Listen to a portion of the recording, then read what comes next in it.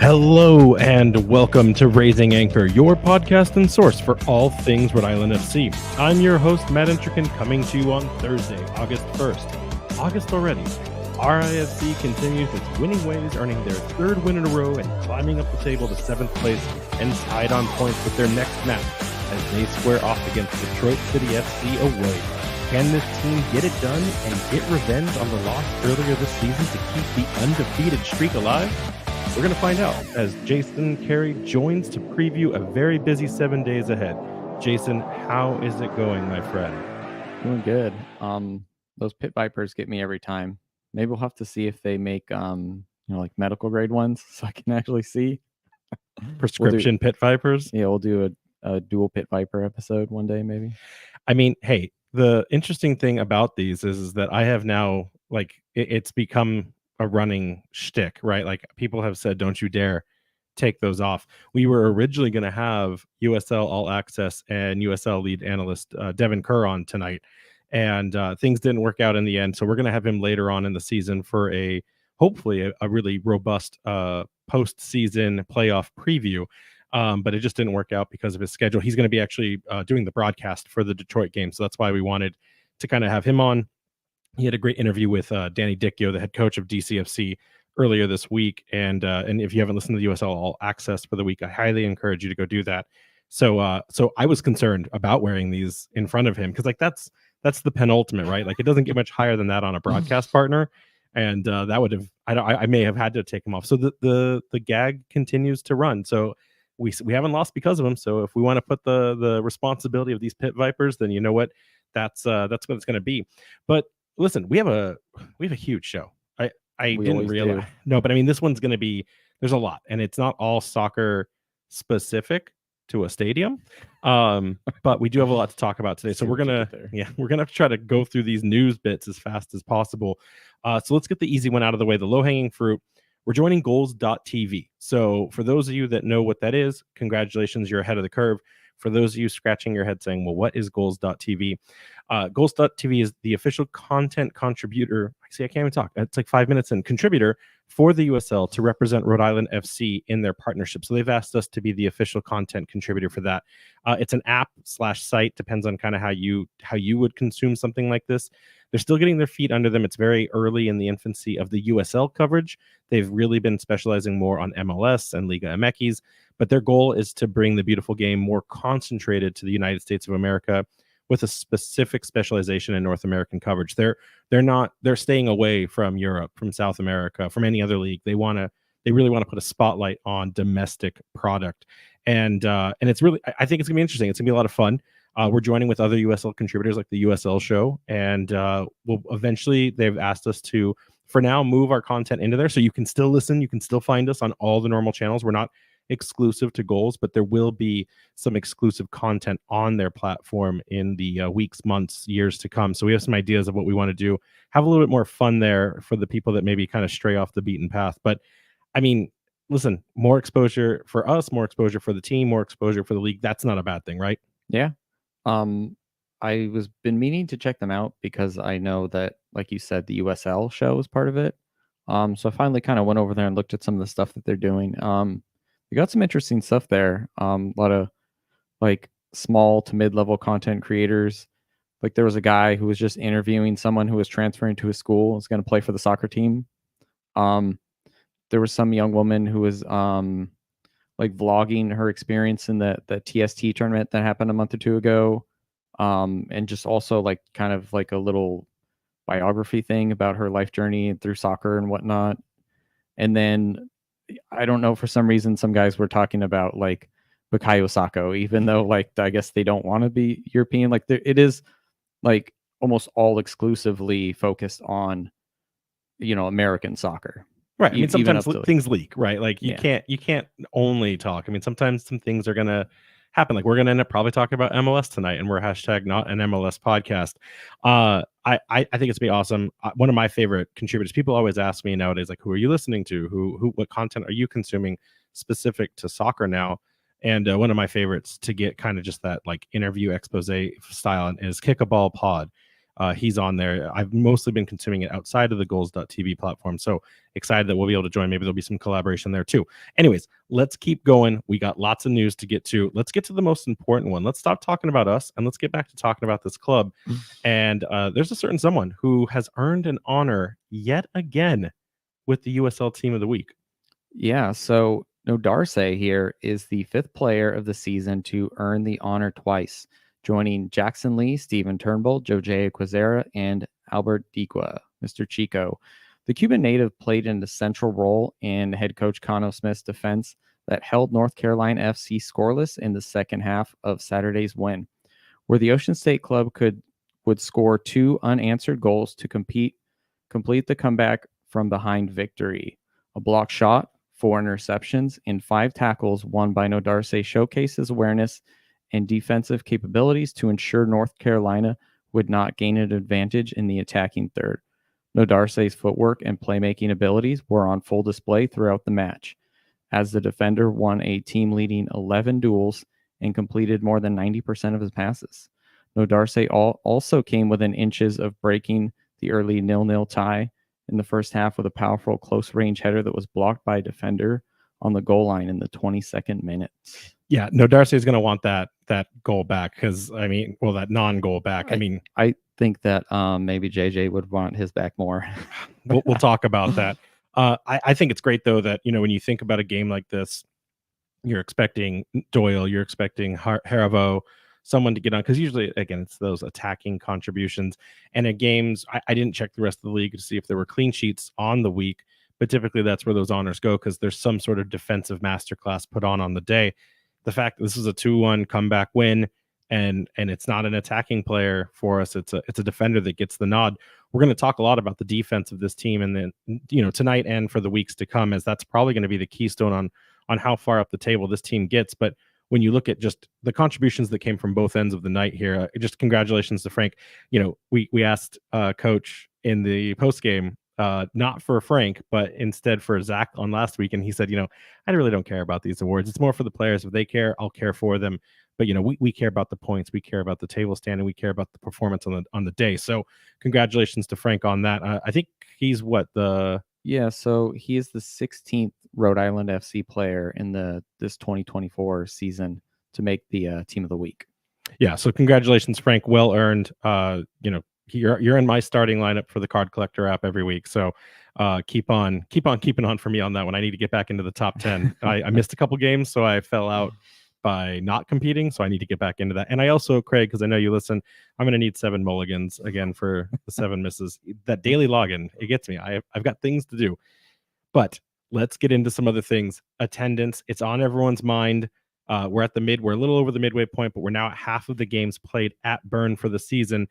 And we had some interesting information come out from a rap fan, a listener, Aaron from Providence. But before we get to Aaron's comments, I want to just jump right here into the table for a second and highlight this information now comes from John Morrissey at USL Tactics, as so many important pieces of data do. It used to come from like a Stadium Digest attendance website, but they stopped commissioning that work as of this year. So that's a bit difficult to deal with. However, if you look on the standings now here, you'll see that based on John's data, after those 10 regular season matches, RIFC is currently in 14th with an average home attendance in that 14th ranking out of the 2014s in the USL. RIFC is averaging about 4,207 reported fans in Burn Stadium at Bryant University, which only seats officially 52. We've gotten a couple questions over the game so far. Is it tickets at the turnstile? Is it tickets sold? Does that mean tickets distributed too? Because sometimes we give tickets away to people to come and check out the product. I don't know, because there's speculation that sometimes the ticket scanning doesn't work because of the spotty Wi-Fi all the way up in Smithfield. That maybe we just have to kind of count the beans as they are and not what actually shows up. I myself don't have an insider knowledge on that. It's just kind of like thinking about the technology and whatnot that it's there. But like when you look at this slide and you look at the data for a first year, everyone's told us keep our expectations low, temper what we think will be good, whether that's attendance, that's performance. What do these numbers tell you, Jason? I think for the first year, we're doing good. especially because there are people we've come across who are still kind of biding their time and basically waiting for next season, who are like, Smithfield is too far away. They don't want to drive up there. Um, so I mean, there's some numbers there that are not related to ours that don't look great, but I think if like skipping along to some of the where this conversation is going, like I look at the attendance for this league, and I think we're at a pretty good place. There are a few teams with some concerning numbers. Obviously, Miami we know is kind of a wash. Um, Las Vegas Lights, I don't know what's Well, going okay, on with them. I Like mean, let's get honest, right? These teams that are at the bottom are also historically bad performers.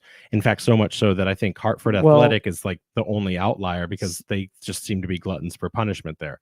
But when you look at these other well, if you give teams, away free hot dogs or whatever they're hey, doing, it was a but dollar. It was a dollar hot, or was it $2 hot dogs and $1 beer? I already forget. No, you're right. Like some of these teams have problems, and then like not every team's going to be a Lou City. Not every team is going to be a New Mexico United. I just say, these are teams that have at least 1 to 3 to some as many as 10 years entrenched in this league, and we are middle of the table. So for a first year performance, I think this is really good.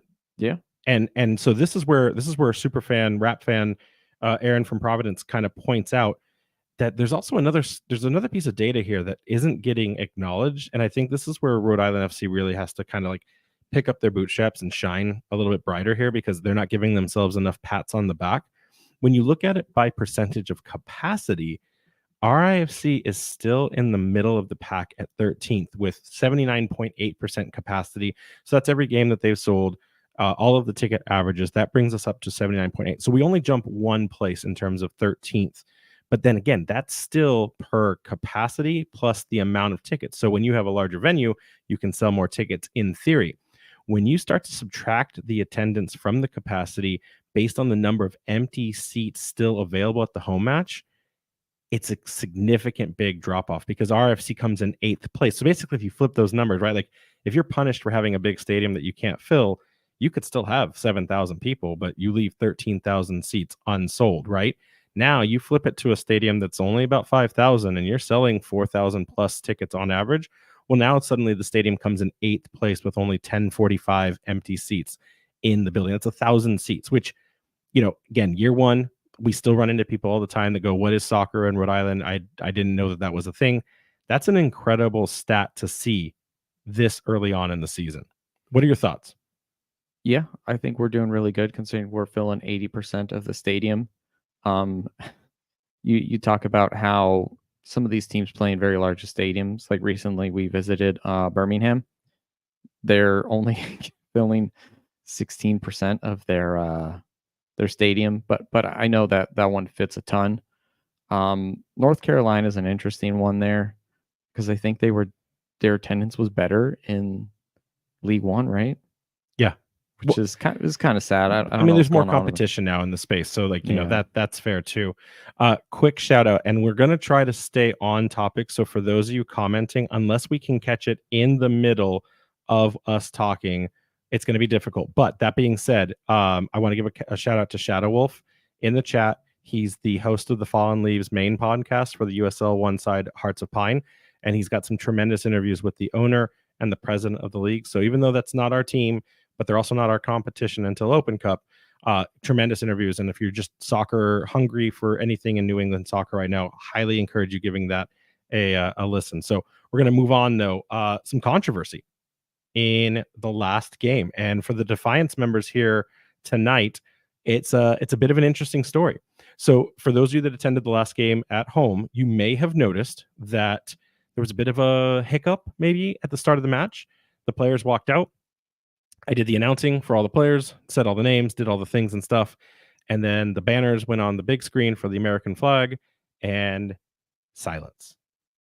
Awkward silence for it may have only been 90 seconds, Silence is golden. but no, not at this time. No. Silence that was just it was so intimidating because we go to have the national anthem sung by a singer from Rhode Island, supposed to be out there, and nobody can find the singer. We start panicking. The control room doesn't know where they are. We have a backup in the booth to play just like the actual instrumental version of the anthem in case there isn't a singer or there's a scratch on the night or something else happens. So you just hear the brass band go, and then you see the the video up on the screen. So we're just sitting there, right? The players realize something's wrong. Everyone in this state, like I can hear people outside. It's so quiet. They just decide to start doing the player ref handshakes, and then lo and behold, a savior, not just one, but a group of beautiful saviors in the supporter group, Defiant 1636, out of nowhere starts singing a rendition, an a cappella, little off key, but we're not going to complain, rendition of the Star Spangled Banner. Gets the entire crowd going a little late because they didn't know if like that was the shtick, if like the Defiance was supposed to be singing and they missed their cue. And Defiance sings the entire anthem, saves the day. Heroes on the night, every single one of you. So for every Defiance member, pat yourself on the back as well. You are the real heroes of the night. It was not our players in that 2-1 hard-earned victory because it really saved the experience altogether.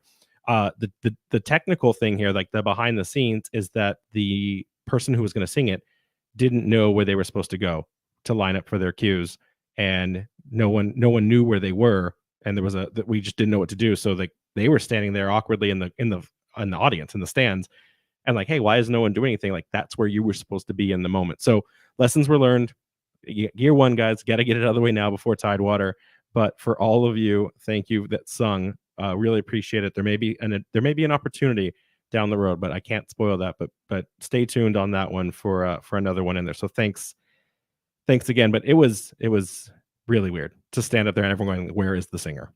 So yeah, I saw someone following her with a camera. I think she was, she probably didn't know where she was going, but I think she was maybe a little too concerned with her social media presence instead of trying to, when you do something like that, you should be communicating with people, make sure you're ready, you know where to go before you start. I'm harassing like the valets, I'm harassing the ticket person, I'm harassing the concession person, like whatever I need, like tell me where I'm supposed to go. And if you don't know, put me in contact. But anyways, don't want to get too far down that road. Said, but yeah, it was nevertheless a very historic moment in the programming of Rhode Island FC. So we move on, we learn.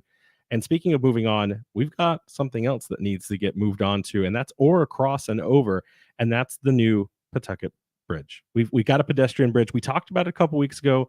Governor McKee was walking around with us at the Tide. Well, he wasn't walking with us. We were walking next to him at the Tidewater Stadium, and he just kind of said, "Oh yeah, it's on us. It's on Mayor Grevian and myself to get that bridge done before the end of the first season," which was an interesting timeline. Don't know if they'll make that, but Pawtucket, they figured it out. They now have an action plan here, and we got an official press release from the city that was reported by Ethan Shorey in the Breeze. So can you walk us through what was said? Yeah. So city officials have awarded an engineering contract to Beta Group of Lincoln to design public amenities adjacent to the Tidewater Landing Soccer Stadium development.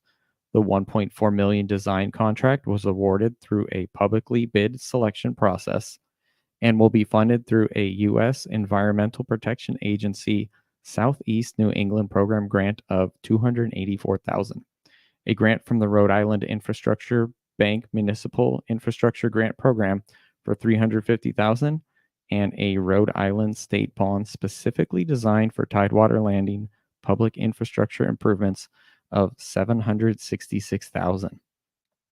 As construction of Tidewater Stadium continues, we are thrilled to begin the next phase of the project, said Mayor Donald Grebrian in a statement. While development continues, we have remained committed to prioritizing green space and public riverfront access. This Riverwalk pedestrian bridge will allow us to improve walkability in Pawtucket, providing an east to west connection for residents to access Tidewater Landing. Construction is anticipated to begin next year. The project is currently in the engineering and design phase. So a couple of things that I think that are important to take away from that. One, we're in the design phase, so that money is just to design the bridge.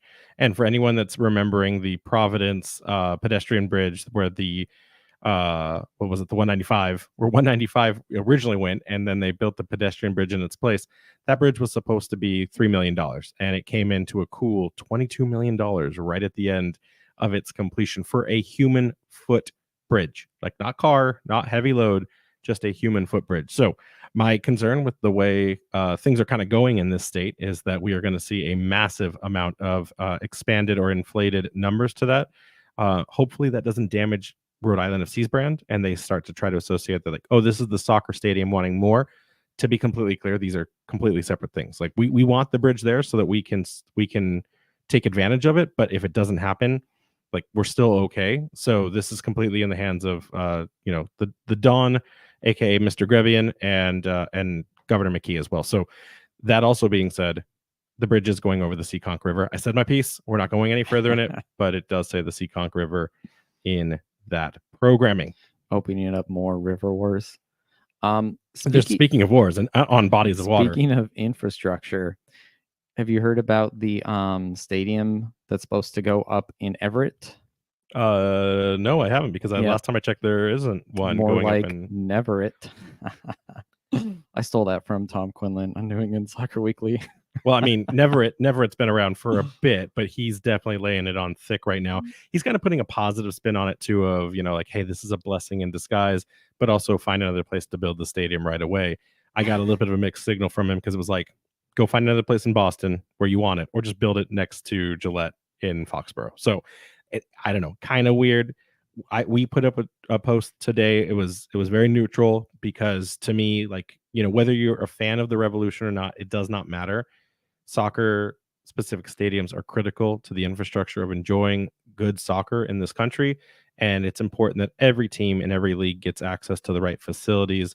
And I don't want to disparage the Revolution in that way, because they're not in our firing lane, right? Like, they're not in our swim lane. Yeah, I'm just joking, but like, I want all soccer teams to have their own, at least ones of certain size, right? That they should have their own soccer specific stadium. Yeah, and so I mean, and you saw the people. It was polarizing, because they played so long in not even the suburbs, like the sticks of Massachusetts, so to speak. Some people are really excited about that, because like they're only 30 minutes, 40 minutes away, but Boston suddenly is an hour and change, and it's a toll. It's finding parking and paying for parking. So like I see the arguments on both sides. I'm just more of the aspect that, like, I hate when anyone doesn't get what they want, and right now the Revs wanted to have that stadium there. So I hope they can figure that out. But yeah, to tie this back to RIFC real quick, did you see recently that RIFC legend Jack Paniotu scored his first goal for the Revs? That's the segue we're gonna make. Do we even? So Jack, I sent him a message. He thanked me. I'm really happy for him, and I'm really happy that he's been able to take a silver lining of whatever is going on the organizational table of this Revolution team right now, and he's able to find that opportunity right there, because that's what players wait for, right? They wait for an injury, they wait for like spontaneous combustion, and they go for it. And he's definitely showing that. He's been showing that game after game, and now he's got that goal. The only thing I don't like about it is it's Leagues Cup. I'm very anti-Leagues Cup. I wish he had scored it in the regular season. Yeah, But nevertheless, it was right time, right place. He did his job. Really good job for Jack. Can't wait to see him grow with the team. Yeah, real quick. So Tom from New England Soccer Weekly thinks that at some point Jack will come back.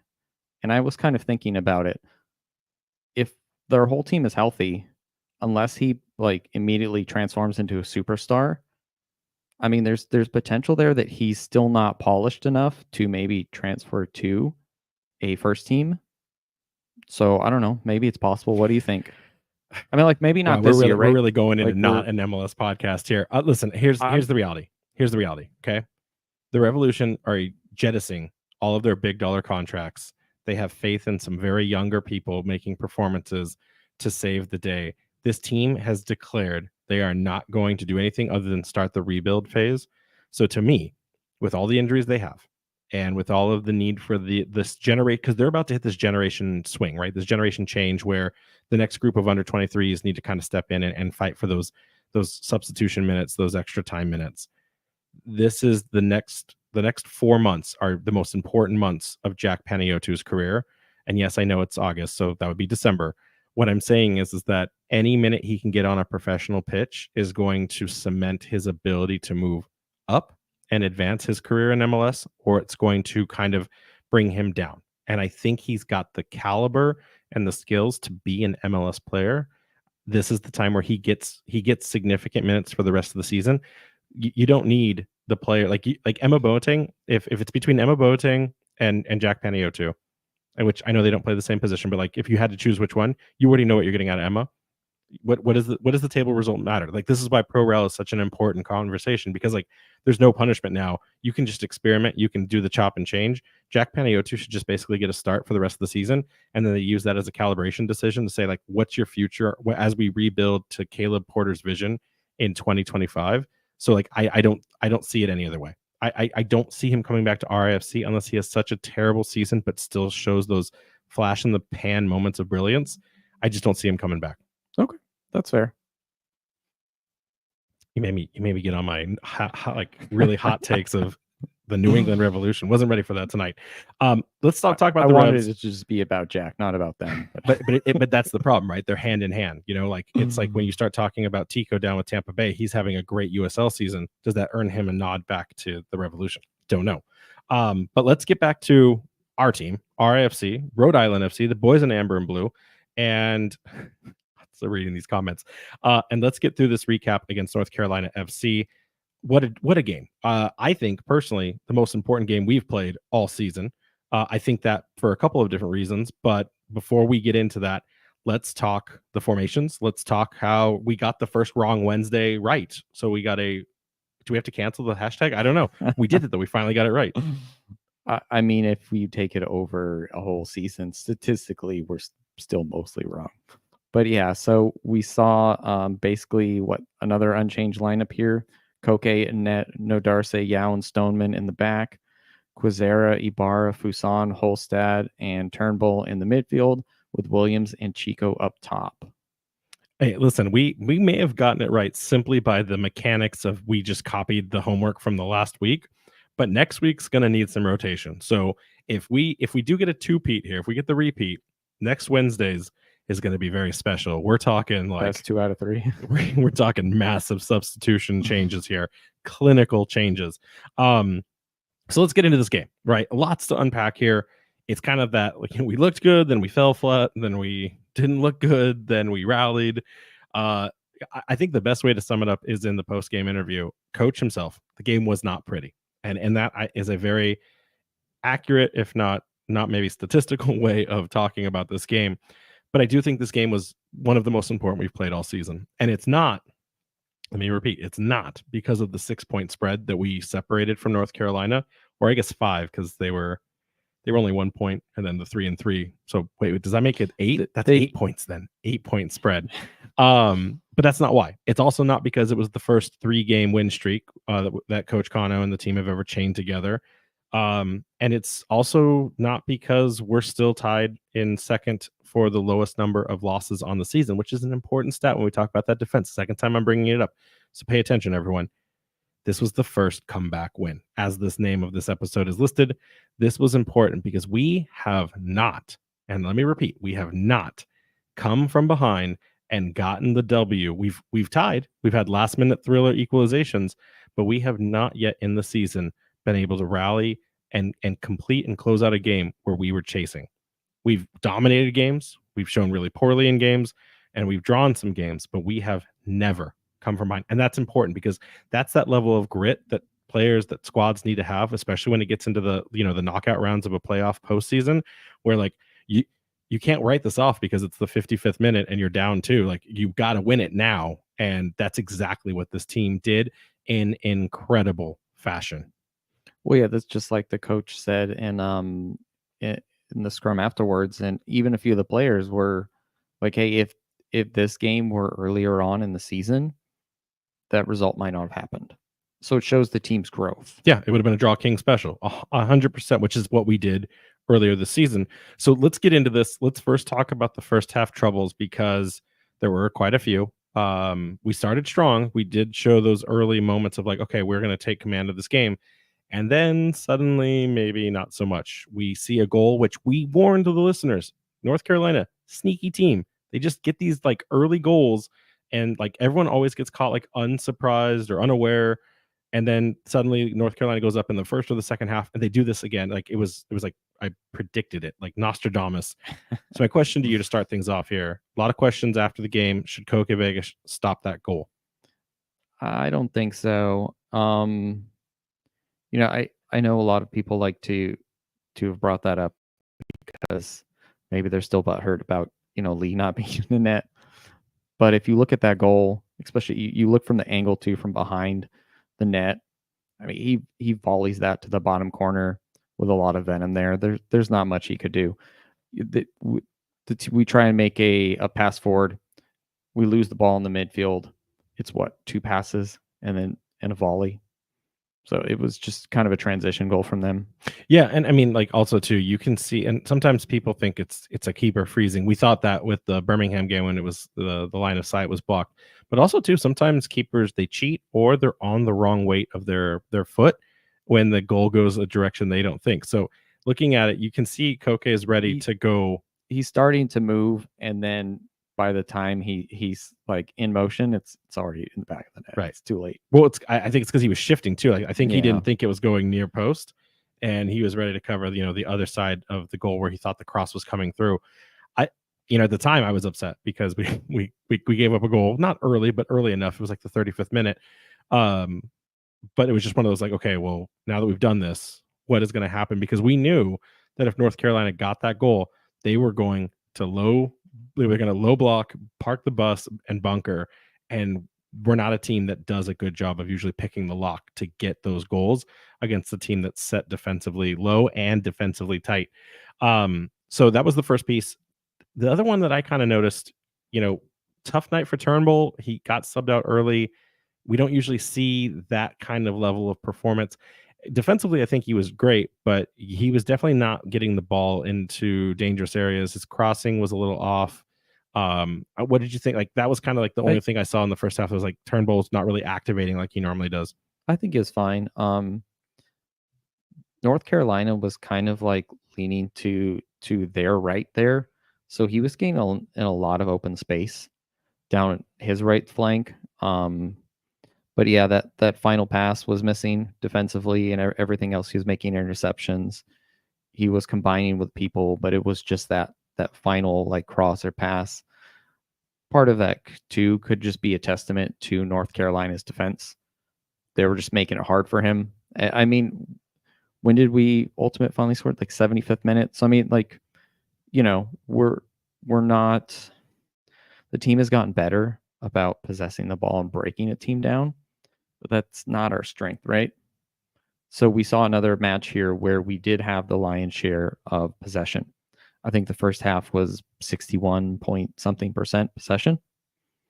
So they were saying, hey, just have the ball, try and break us down.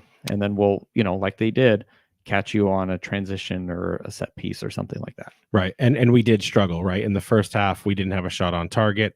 And I think that's also because probably you said it early in the episode, but who wants it back more? JJ Williams with that missed deflection, like redirect, or the Air Frank just not getting it on target? Who's more frustrated with themselves after that? I think JJ probably wishes he could have, angled his foot a little differently there, because I think that would have gone in.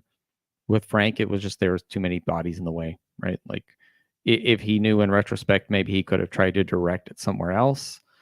But a lot of times that's difficult when you're jumping up there in the air, like scrapping for the ball. There's only so much you can do there. I mean, it hurt my card collector up, but that's a different story. The only other thing I'll say is, and you kind of brought this up, so I'm gonna throw this question back to you here in a second. Is while we did have the goal scored on us, I still thought, and you were the first one to catch this, we looked a lot better in terms of shape. Like we saw communication, we saw things that this team was not capable of in the first half of the year. The one that comes to my mind is where Frank misread a 50-50 in the air, and he undercut it, and he knew he had already taken too many steps and the ball was going to get behind him. And the North Carolina, I think it was Mikey Maldonado, was going to have an open like run to the goal, and Frank communicated to Karifa, and he said, "I can't get to this now. I need you to step up and body Maldonado and make sure that this doesn't get past us." 3 months ago, when we were still Draw Kings, that would have been a miscommunication, and that would have probably been a goal for Maldonado. I, I think this team is really starting to show those moments where they understand where each other are going to be. They understand their positioning more now than ever, as they've really taken this 3-5-2 to heart. What walk me through, like, what were your impressions as you were watching the game from the box? Yeah, there were times where we were kind of pointing little, like you said, little plays out to each other, where when we talk about this being a very important match for the team, because we really saw their growth on display here. Like you said, we saw a lot of communication between the team. We saw, like, the team held its shape very well, which sometimes they've struggled at. The back line has gotten really good about covering for each other. There are numerous times when, like you said, either Karifa or Grant or Nodarse maybe is like, not going to get to a ball. They're kind of shuffling around to make sure that they're cleaning up. And I mean, even Koke, who's, I swear, was like playing at the midfield sometimes. I mean, there was that one where he dribbled up and we thought he was going to cross the halfway line. I was like, do it. Just do it for the memes. Yeah. And one of those times, actually, he controls the ball. He passes it to Grant, and Grant immediately plays it into JJ, who then takes a shot. That was actually on frame. That was a great shot. Yeah. And like, if anyone needs an example of why you do this, that's exactly why, right? Because your goalkeeper immediately starts an attack and you don't lose possession. Right. So coach goes into the locker room at the half. We're down 1-0. He Friday night lights him, and he just says all the inspiration things or all the swearing things. I'd love to know what a Coach Kano, mid game conversation at halftime is like. Didn't we ask Zach Haribo, but he's like, I don't know. I was warming up. Dumbest question I've asked of the season so far. Walk me through what was the conversation at halftime. Well, Matt, I was stretching and getting ready to come in the second half out on the pitch. Dang. Hey, you were working, reading off your ads there. So. Yeah, that's true. That's true. I was just like hanging out, talking to the other guys. So game changers. We have some incredible substitutions come on in the second half, earlier than I think. We weren't sure, like, does coach let this team try to get one back on their own without the substitutions? And he starts flipping the script in the 60-minute plus very early on. First, we have Mark Doyle come on. Then we have Zach Haribo come on. And wouldn't you know it, they become the most important pieces to be added to the board on the night. So our Doyle rules. I think that's what we have to say. Of course. Yeah. So in the second half here, North Carolina started off pretty strong, right? That let's say till the 55th minute, they were kind of dominating possession, creating a few chances.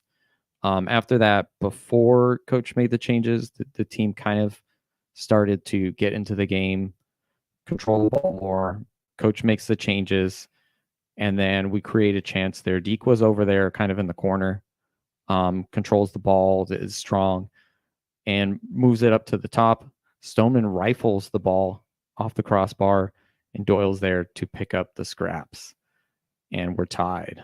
Yeah, I actually didn't know Stoneman could shoot. I was thinking, have we seen that? Center backs actually usually have like a really good shot. Oh yeah, no. They're booting the ball constantly. My favorite long range specialist was Vincent Kompany with Man City. Whether you like the team or not, you can't deny the man. Like, the things he could do from almost the halfway line. I just wasn't expected. Like, when the ball came in, I thought it was Holstead because it was that top right corner. And it's like, oh, Holstead's trying to Holstead, and no. Grant Stoneman was like, hey, what if I tried to do that? And Doyle was in the right place, picks up the ricochet, puts it in.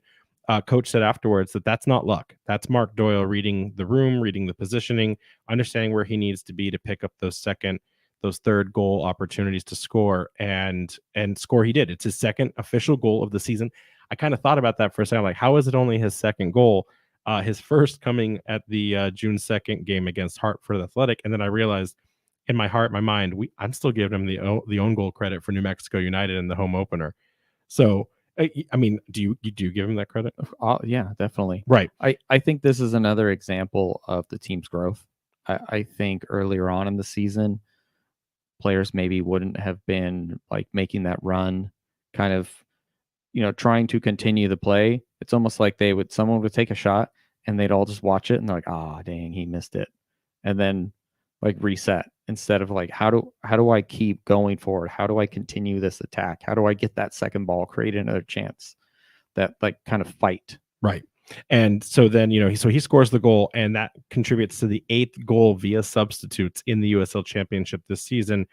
We were third place at the time. We bumped to second, tied for second on that 8th goal. And then Zach Haribo was like, well, what if we just pump that stat one more up, and I'm going to score a goal as well as a substitute, bringing us to now 9 goals. We're only behind Sacramento Republic, who has 10 substitution scored goals on the season. You can't hate this team right now. It's crazy how many stats were just on the cusp. I mean, some of them are not great stats, but I mean, hey, I'll take it. I mean, stats tell the truth, and stats can lie all the same. So, hey, I want to ask you a question. So, moving on to Zach, congratulations to Doyle on that goal. Well deserved, well earned. Can't think of a nicer guy. We heard a new nickname, and this is an internal one, so this isn't something we came up with. This isn't credit to us. But there's a nickname for a duo in the field. So I'm going to ask you, there's now a pairing nickname for Isaac Anking and Zach Haribo. Do you want to take any guesses? I don't know, local lads. Ooh, love the alliteration. No, it's the Flow Bros. So nice. You're hearing it here first. Raising Anchor exclusive. There's a nickname floating around for them called the Flow Bros. Now, here's the thing I don't know. I don't know if the Flow Bros is like they come on together, they have like good like interchange with the soccer play, and they're just flowing. I don't know if they've got secret rap skills, or I don't know if it's that they got flowing like luscious hair, because they both have good sets of hair on their heads. I bet it's all of the above. It should be, right? So henceforth, and this is just, we heard it like random happenstance, Flow Bros. So congratulations, Isaac and Zach, on a Rhode Island FC first there as well. But let's get into Zach himself. Zach continues, like I said, in that substitution scoring way, after he sees a beautifully weighted pass from Noah Fuson, who he give full credit to Fuson in the post-game interview. Fuson himself now at 5 assists on the season, back in first place on that contribution, not in total goal contribution, but 5 in terms of total assists on the season. Ball falls right to Zach's feet, and Zach fires it in for a very difficult goal. Again, like we just keep like saying XG, who needs XG? We're going to score any way possible in the most difficult circumstances, and you're just going to be really impressed with the quality of our play. We even asked Zach, right? We said like, hey, like, what is going on with your goal scoring here all of a sudden? We've scored 21 goals now in 7 games. Again, multiple goals scored per game. 2 is a minimum, but we had a run of games where it was 3. And when we asked Zach, like, he's like, hey, I don't really know. I can't give you any reason why. He thanked God, and he was really appreciative. But he did say a really good comment. It's probably one of my favorite comments of the year, and that Coach Cano's built a team, and that this team was built to score goals. And you can't hate on a comment like that. Yeah, so Zach's played 4 games this season for RIFC and scored 3 goals. This is his highest ever single season goal return. 3 goals have come in the last 2 games. Before that, 4 goals in 99 matches in the USL Championship. I mean, he even said it himself. He joked about his brace and like how he already beat his records for every other season. So he's very well aware that he is more of a holding midfielder, defensive minded, and he's just up to the task of whatever coach is asking of him, especially with that personal connection. Let's get into the controversy on the night, right? So we have got the highlights, we got the highs. Let's get into the lowest of lows. Was that the worst yellow card you've ever seen on Jorge Quezera? Probably. I mean, I've been watching soccer for a long time now. There's probably one worse that I've seen, but that's probably the worst yellow card I've ever seen live in person. I mean, to walk people, if you weren't watching the game, and maybe the ESPN, the Nesson broadcast didn't have it, 64th minute, the ref pulls Quezera and Shaft Brewer over because they had been kind of scuffling up and down the pitch, and says like, hey, you guys all need to chill. A minute later, Quizera's back on the attack, going up that left lane. Brewer cannot contain Quizera. Brewer falls down after tripping over himself. We all saw it. There was no contact. Quizera just broke his ankles. He fell down, and he's giving Quizera's off to the races. Unmarked freedom, right up into the box. I remember, we're down a goal. We're losing this game. Mark Doyle has not scored yet. Zach Haribo has not scored yet. Quizera's off to the races. We've got numbers in the box. That's a goal I can't say for sure, but I'm pretty sure that would have been a goal. And the ref blows the whistle, stopping the play. Now, we don't know at the time, in the moment, if that's a foul on Quizera. We don't know if it's a foul on Brewer, but we see Jojea, who knows that he didn't touch him, who knows that this is just Brewer going down. Jojea is furious. He's freaking out. The yellow card comes out, and it is not for simulation. It's not for a foul from Quizera. It's not a foul from Brewer. It's not for falling down. It is for dissent, because Jojea went crazy. And I don't blame him. As the entire stadium, Jason, all in one moment lost their minds. Like, the stadium was livid. It's the loudest I've ever heard it, and not for a good reason. Do you know it officially went down as dissent? It officially is in the book as dissent. Okay. Yeah, I thought that he was just trying to give him a yellow, maybe to calm him down. Not that I think that's right at all. North Carolina was playing a bit of a physical game on the night. We're no strangers to ourselves from that. Not to say that it was dirty or anything. I just think that they were kind of getting up in everyone's faces, making sure their presence was known. And I think, actually, besides this, I think the ref was fine.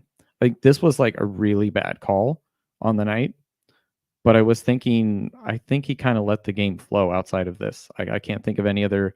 There's one weird thing that kind of happened 10 minutes before, but I forgot because we won.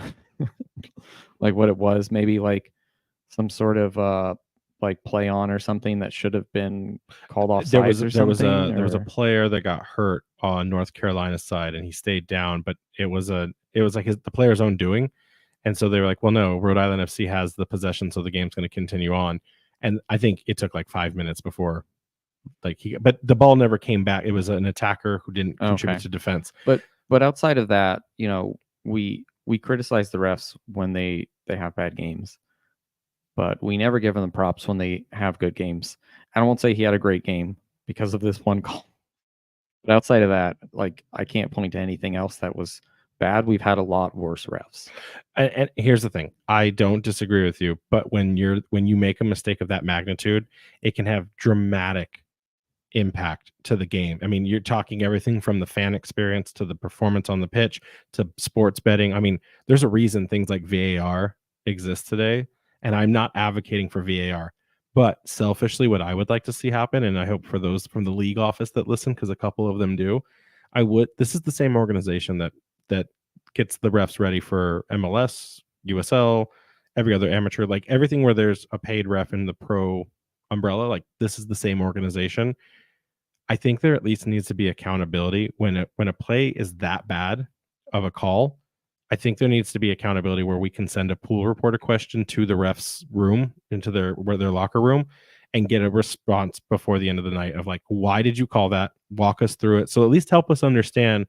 Maybe you saw something that we didn't, because when you have fans leave that way, it gives them a nasty taste. And I think USL Pro, the pro organization, excuse me, I think they want to be taken serious. Well, you have to have accountability. You have to have transparency there. Nobody knows what happened with that ref on that call. We don't have the story. We don't have the permission to go ask. So USL, if you want to be serious about this, and since we can't invest in things like goal line technology and VAR, right or wrong, at least give us access to the refs to challenge those, because then when they know that they have to explain their actions, they may be thinking a little bit more different about how they hold themselves accountable when they call those kinds of things on the field at the end of the day. But selfishly, I just want to know, what did he see? What did the rest of 4,000 people see that he didn't see, or vice versa? Because that can kill. If we did not score and we lost that game 1-0, and we blame it on that. I mean, you can never blame it on a ref in a single moment in time, but it's easy to. It's easy for casual fans to go, oh, that ref sucks. The quality of professionalism in this league isn't good enough. I don't want to come back to this. that can have devastating consequences. So I'm just leaving it at that. But we did ask coach after the game Off the record. off the record, because they get fined for things like this when they criticize the league or the referees in a public setting. So we knew we couldn't ask him in front of the cameras. We asked if he'd take the bite and look at us, and he wouldn't answer. But let's just say his body language. I'm not an expert, Jason. Maybe you're an expert. His body language kind of said that maybe that was the worst call. And again, not his words. I need to be very clear on the record here. He did not say anything. But maybe his body language said that was the most ridiculous thing he'd ever seen. Yeah, he didn't actually say any words. It was just nonverbal communication, and I think he looked very frustrated. I mean, ultimately they won, so he wasn't a happy man just being brought up to a very bad memory, recent bad memory. Yeah.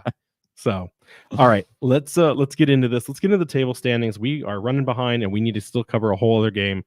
So let's get going. Table standings, hit me. All right. RIFC is now on a 6-10-4 record, yielding 28 points with a +3 goal difference, putting us in 7th place, tied with 6th place because Detroit has more wins currently, though. So I don't want to do the rival watch tonight because I wanted to talk to Devin Kerr about this, but they were talking a lot about team records this week on USL Access, and they were talking about what playoff teams need under their belt to make it all the way through the playoffs and become champions. And they were talking, it was really interesting. They were talking about the quality of wins and how it's so important. There's a lot of teams in this league that people beat up and take those points. Each league, or excuse me, each conference seems to have those 1 or 2 teams that are good to get 6 total points on the season for, and that can kind of inflate some of the numbers. What no one's really talking about yet, as we start to not lock in, but cement some of the positions within the playoff standings, are teams beating the really good teams that are above the table. And that was one of the questions that was talked about with Tampa, but mostly they were focusing on some teams out in the West. So I took that kind of aperture and I applied it to Rhode Island FC, and only with teams that were above the playoff line as of this recording. And it was kind of interesting because they were focusing on, are teams grabbing points or are they losing?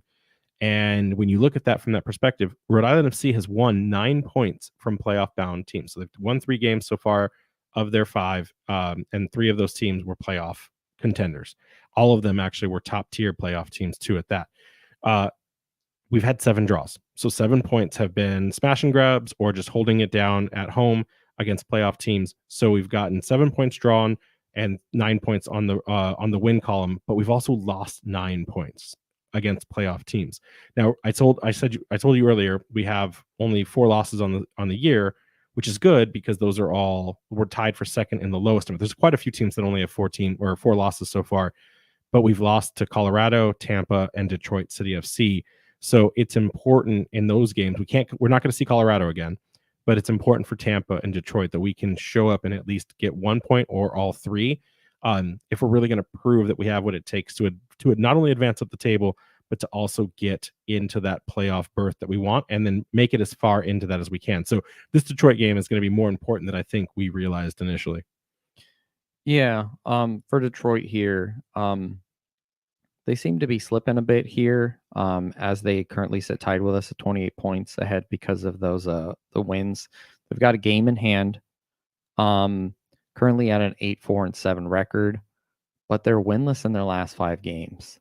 The week started off rough for them of their double dose of New England soccer after a lackluster performance saw the team lose to Hartford Athletic 1-0. I wonder if Detroit's the first club that has to face both New England teams in the same week. I think it is. So it'll be interesting. Detroit has, this was the fascinating part of the interview with Devin Kerr.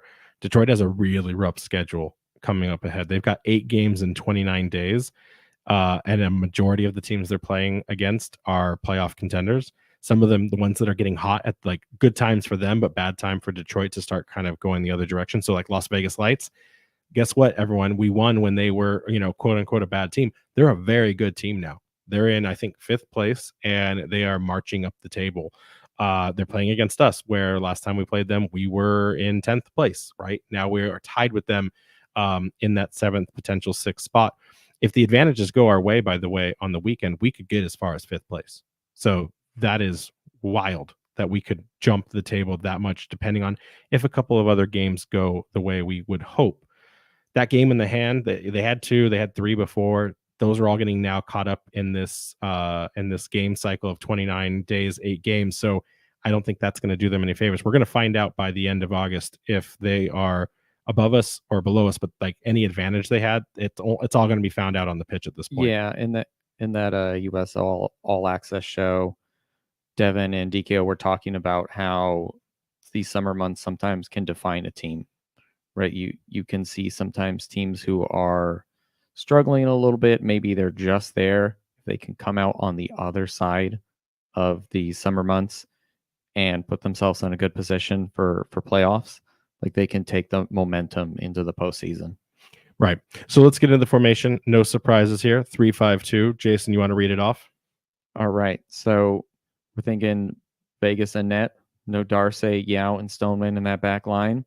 Quizera, Ibarra, Fuson, Holstad, and Turnbull in the mid, with Williams and Chico up top.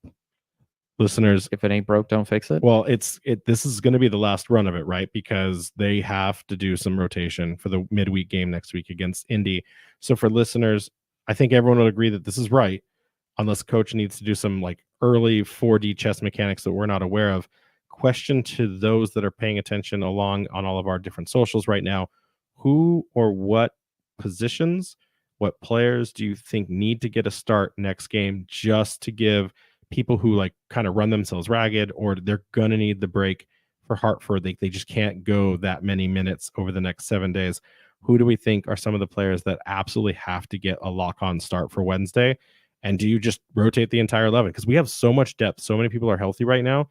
We could do almost a completely different team. We'd still have to use the subs, but let's just go through it. We could do Alves, Messer, Chumesi, Smith as a back four, Lee in net if you wanted to do that. You could do Connor McGlynn and Zach Harivo in like a 6 pairing back line. You could then do oh man, honestly, I'm blanking here all of a sudden.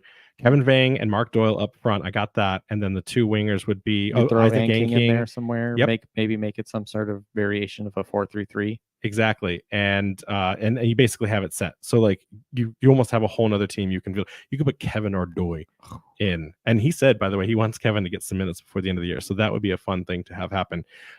So anyone following along, if you've got ideas, throw it in the chat. But let's get into, and speaking of, by the way, people not available, I don't know why the ortho injury report listed all of those players as not available last week.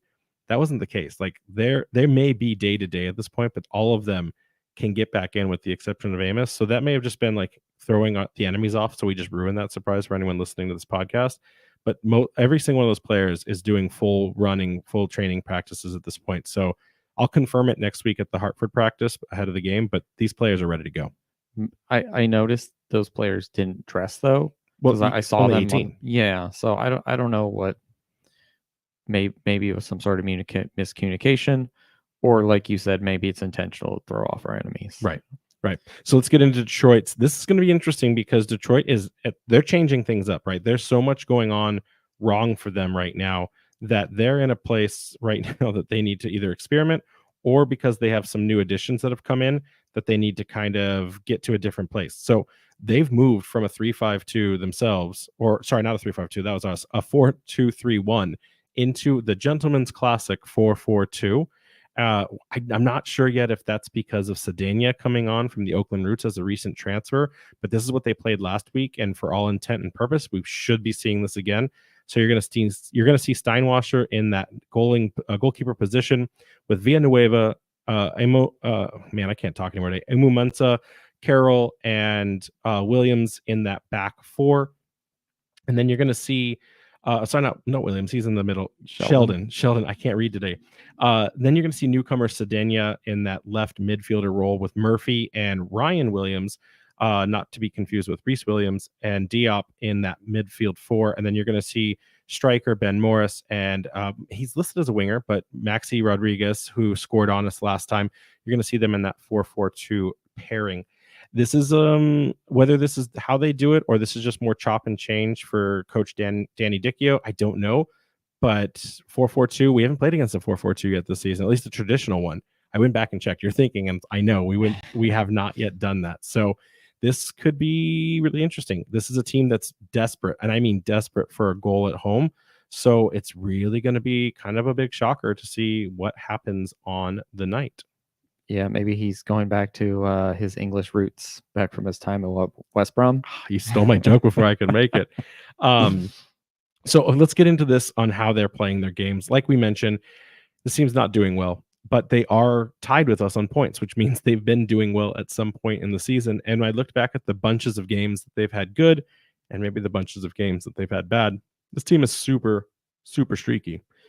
Detroit City has failed to win their last 5 games, like you mentioned earlier, but they had an equally long winless streak earlier this season from April 28th to June 2nd. So they've had periods of time where they haven't been able to string together performances.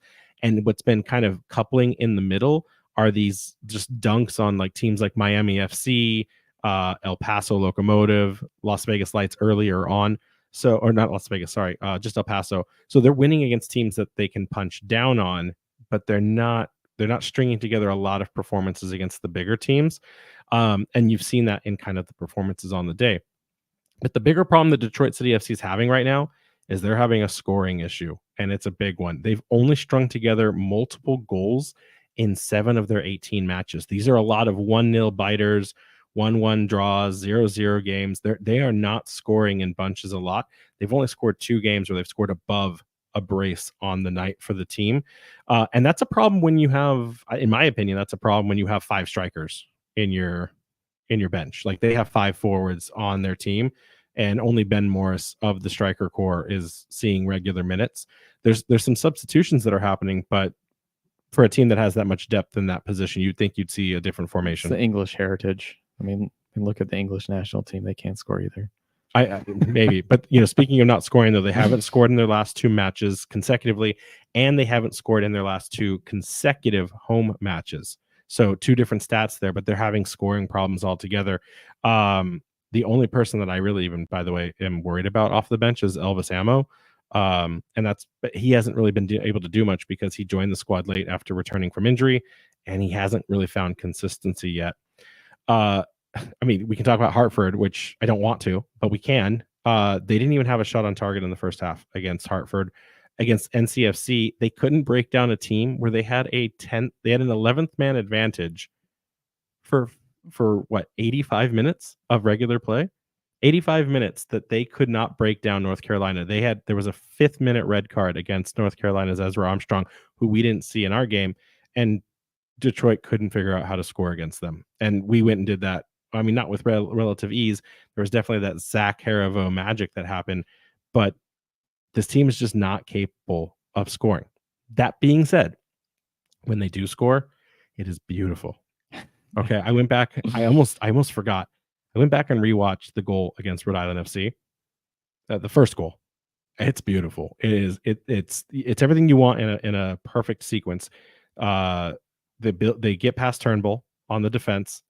It's a give and go. It cuts lines, comes back across the box, and then it's across the other direction to an open Maxi Rodriguez in the back corner for a little tap in. Like it's 5-6 sequences, and it's a goal, and it starts from them building it out of the back. So like this team can score amazingly. Their second goal, I forgot how bad it was. It was a really bad Koke Vegas giveaway where he tried to just distribute it way out. Like he kicked it wide, he kicked it high, but it just came to a running Detroit City FC player. I think it was like Matt Yancey, I think is his name, or Matt Yanez. And he just had the momentum. He collected the ball perfectly, and he just was in front of Koke within seconds. And it's like, oh man, I forgot about that. I was trying to forget about that one. It was tough. It was tough. So this team has some streaks in it, but it's not consistent. Where this team shines and where everyone's paying close attention to Detroit, it's their defense. Like I said, they've only lost twice at home this season, and the teams they're losing against are all playoff teams.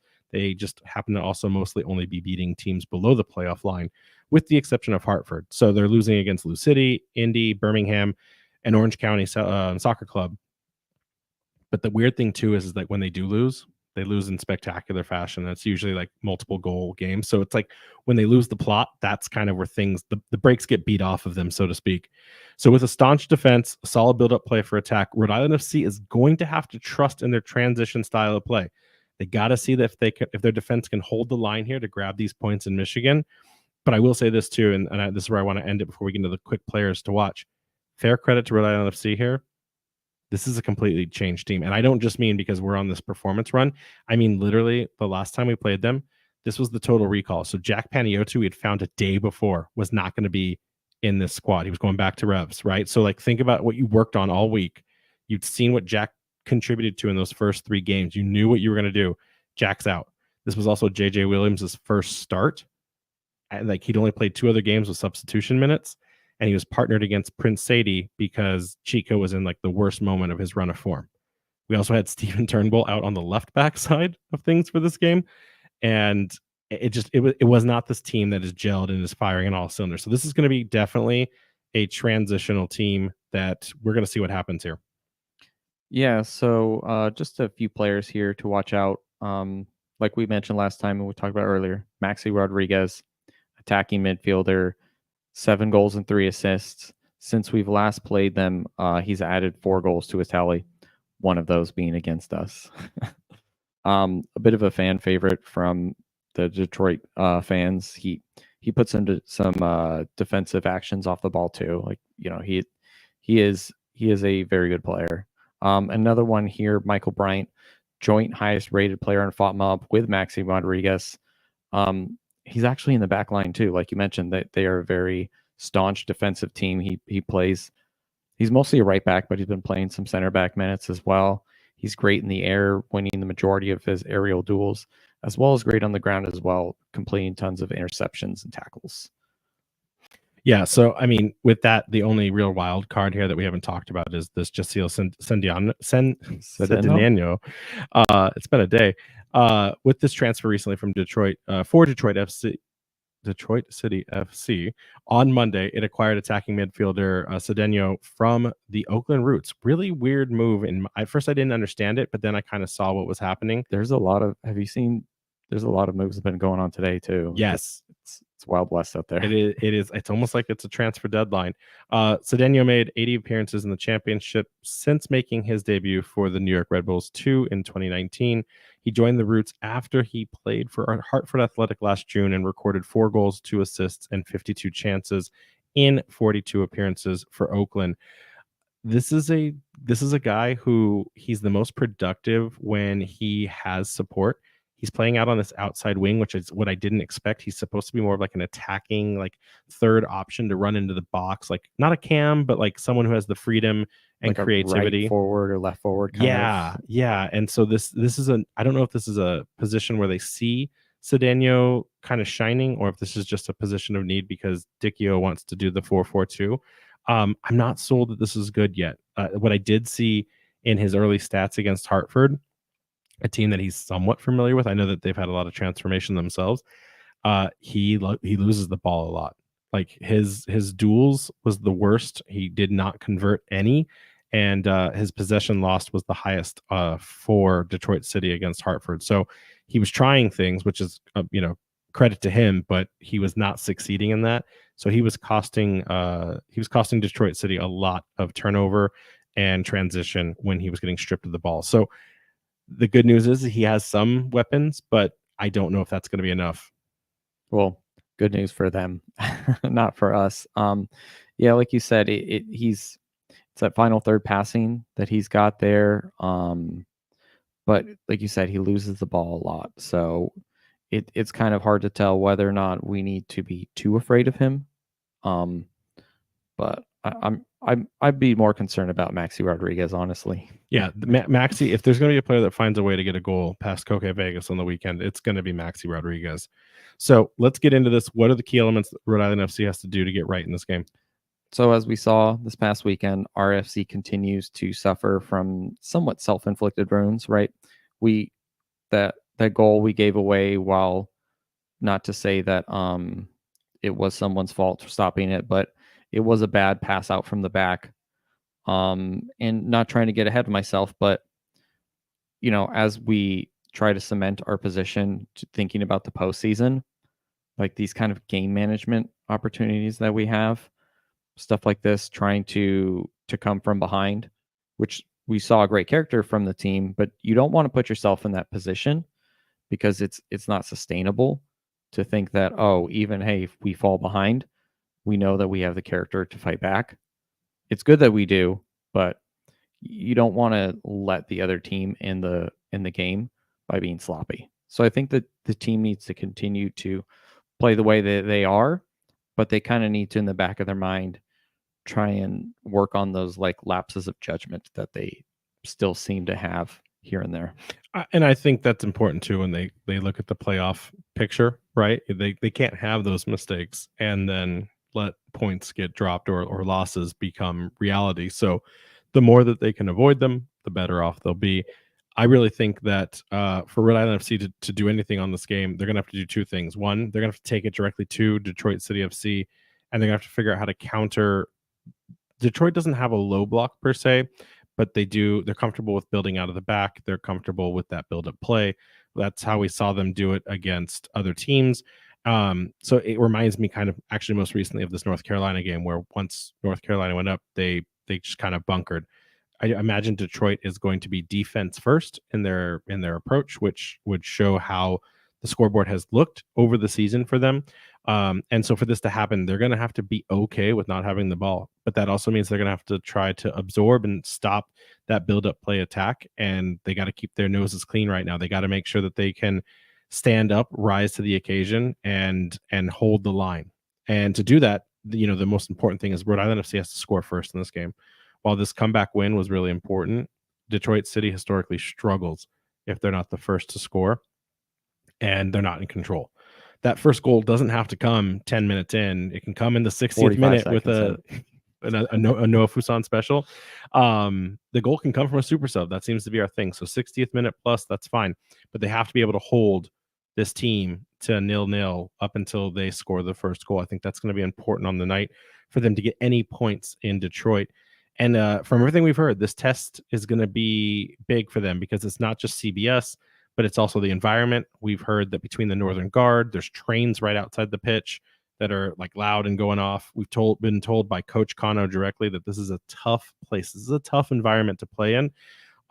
It's almost second to none. And so I think thinking like the Northern Guard and like they sit right there in the middle so they can heckle the players like 24/7 versus being right behind one of the goals. I think this is going to be a tough place to play. And my only kind of aspiration here is that if we can grab 5 goals in Louisville, which is supposed to be like another fortress, we can do it here. And I think the boys can keep the streak alive. I don't know about a win. I'd like to see a win. I want revenge. Personally, I want revenge on this club because of all of the shade they threw at the Defiant supporters group and all of the problems they tried to start on social posts after that game. So just because they took it personal, I want to take it personal as well. I don't know if they have it in them, but what I do know is that Rhode Island FC is going to have to score first to take all 3 points. At least that's what I'm kind of seeing based on the performance of these teams. Yeah, that makes sense. As we get into these score predictions, I got one right again. You got one completely right. Yeah. So you've now jumped 10 points to my 7.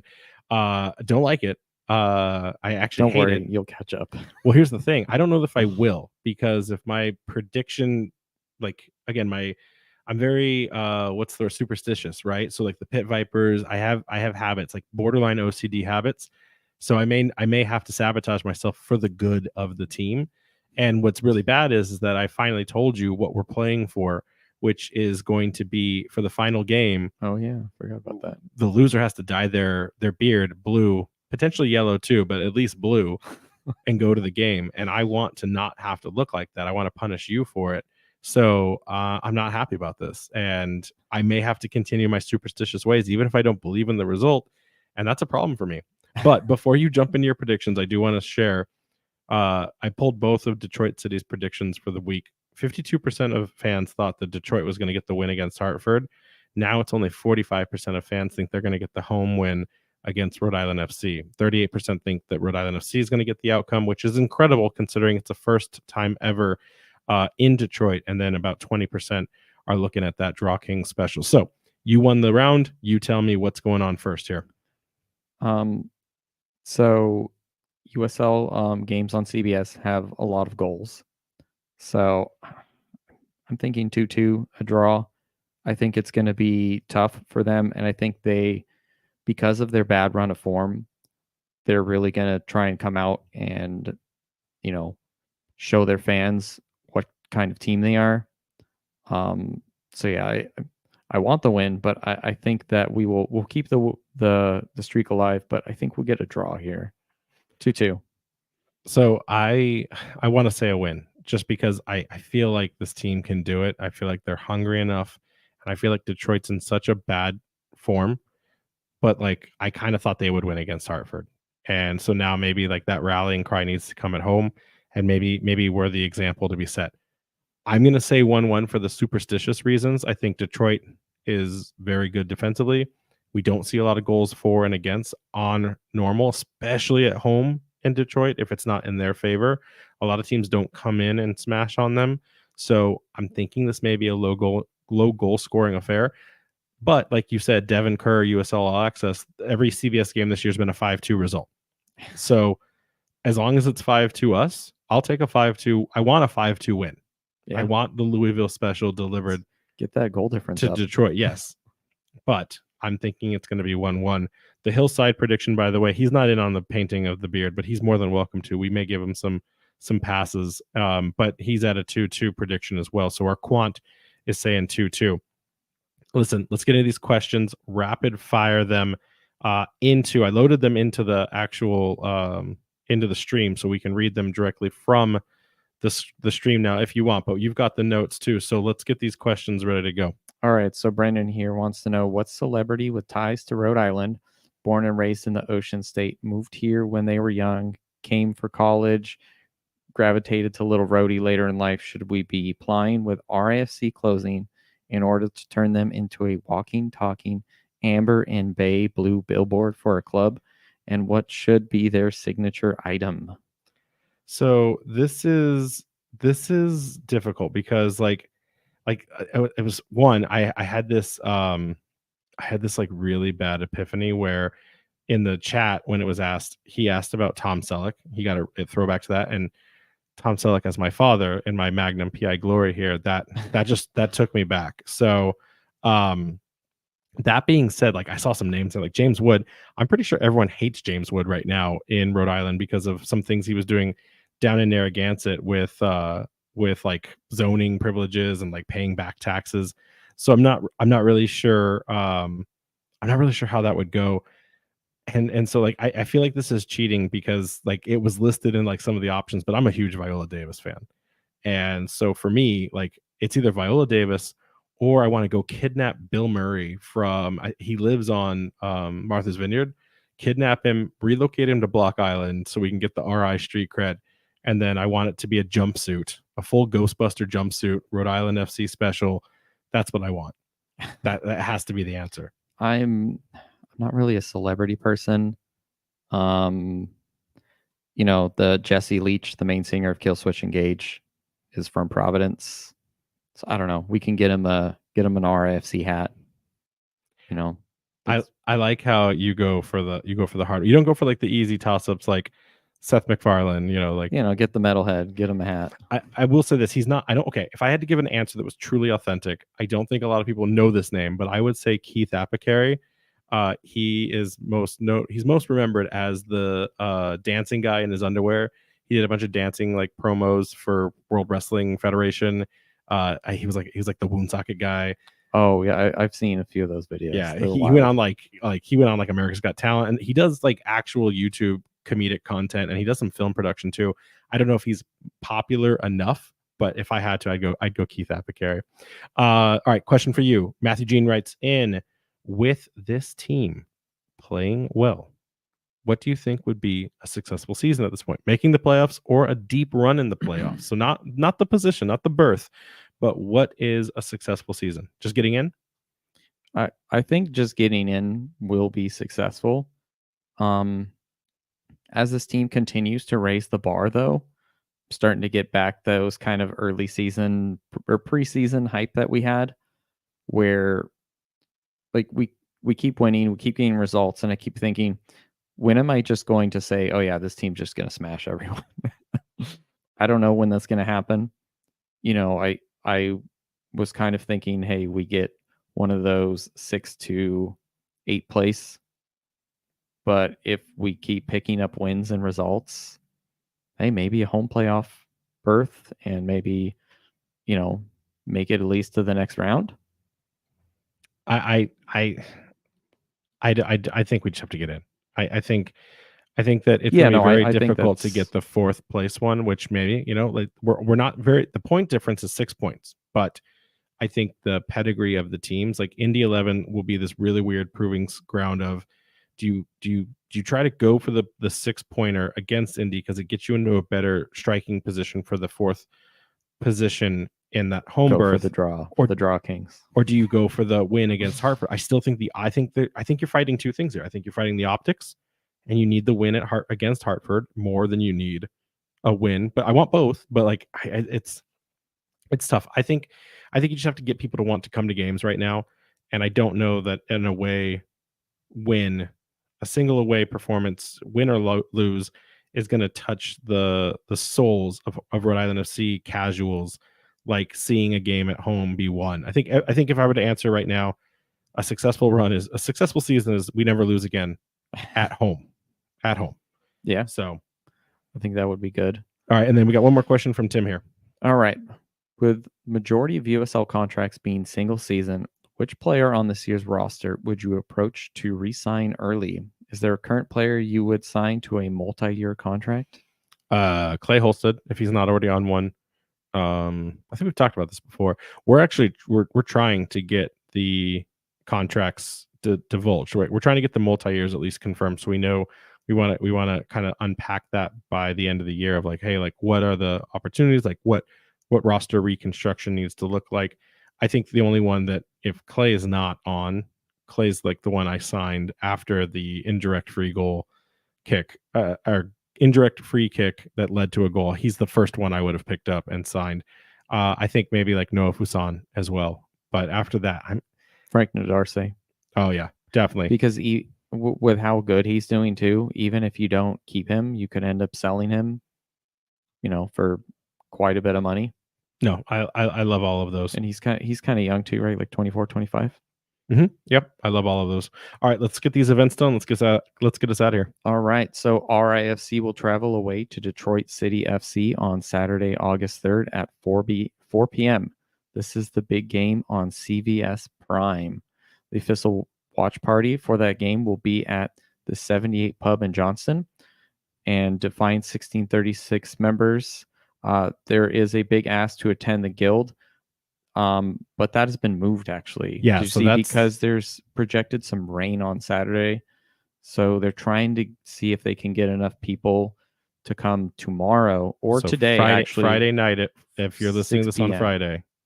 Yeah, Friday at 6 p.m. But if you want to just watch the game, go to the guild and watch the game On and hang out with the Saturday, 4 Defiance p.m. group.